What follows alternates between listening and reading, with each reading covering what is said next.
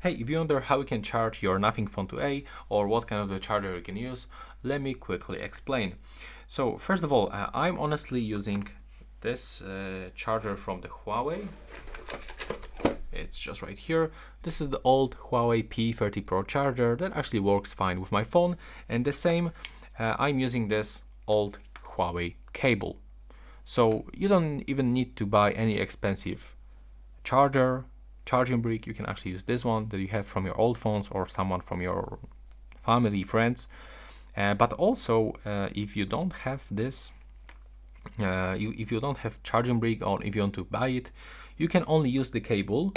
And in the box, you can actually find the double USB-C cable that you can plug into your Nothing Phone 2a. The second end of the cable you can actually plug into your PC, laptop, game console, to the power bank, or for example even to the second phone. So I'm just gonna use this old Huawei cable and take a look.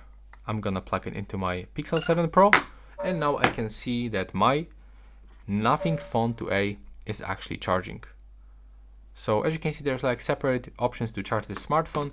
If you wonder about the wireless charging, it's unfortunately not working for this device.